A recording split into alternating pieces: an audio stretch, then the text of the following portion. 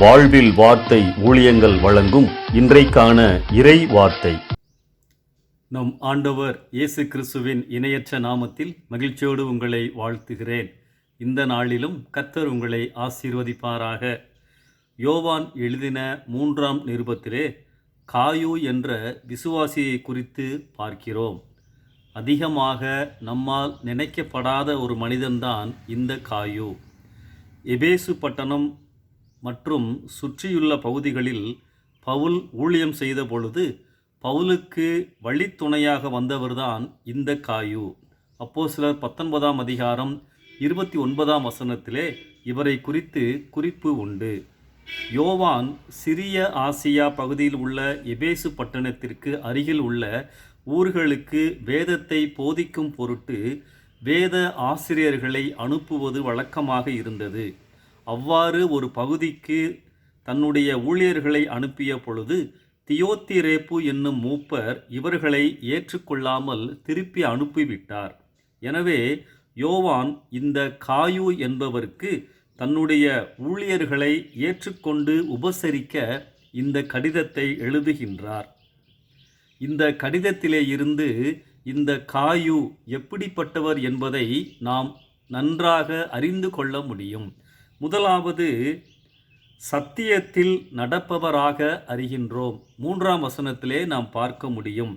அதாவது வார்த்தைகளை அறிந்து உணர்ந்து அதன்படி வாழ்பவராக காயு இருந்தார். கடவுளின் வார்த்தைகளுக்கு நாம் எந்த அளவிற்கு முக்கியத்துவம் கொடுக்கிறோம், அதன்படி வாழ்கிறோம். வார்த்தைகளை நேரமெடுத்து தியானிக்கும் பொழுது மட்டுமே அவைகளை புரிந்து கொள்ள முடியும். இரண்டாவதாக, பொறுப்பிலே உண்மையுள்ளவராக அவரை அறிகிறோம். 5ஆம் வசனத்திலே நாம் பார்க்க முடியும். விருந்தோம்பல் சபைகளில் முக்கியமான பணியாகும். அந்நியர்களையும், அதாவது முன்பின் தெரியாதவர்களையும் உபசரித்தார். எல்லாரும் மிஷனரி ஆக முடியாது, எல்லாரும் போதகராகவோ பிரசங்கியராகவோ ஆக முடியாது. இந்த வாழ்க்கையில் நாம் உலக பிரகாரமான வேலையில் இருந்து வழக்கமான காரியங்களை செய்து கொண்டு வாழ்ந்து கொண்டிருக்கலாம்.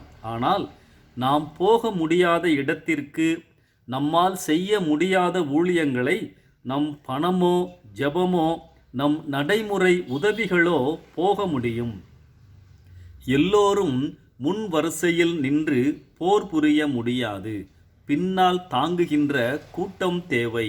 இதை நாம் புரிந்து கொண்டால் ஊழியத்தில் ஈடுபடுவது ஒரு வேலையாக அல்ல, அது ஒரு வாய்ப்பாக தெரியும், சந்தோஷமாக மாறும்.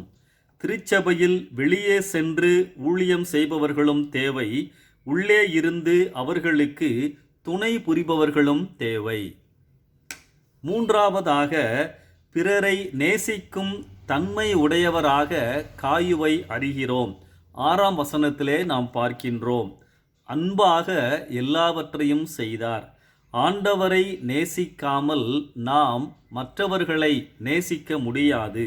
உணர்ந்து அன்போடு செய்கின்ற பணி, கடமைக்காக அல்ல, ஆசீர்வாதங்களுக்காக அல்ல.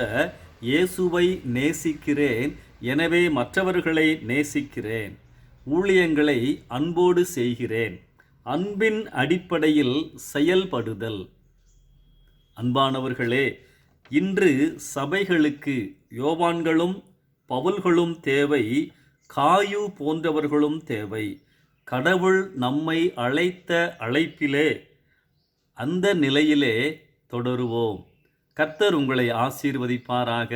இந்த சிந்தனையோடு இந்த நாளை ஆரம்பிப்போம். ஆமென்.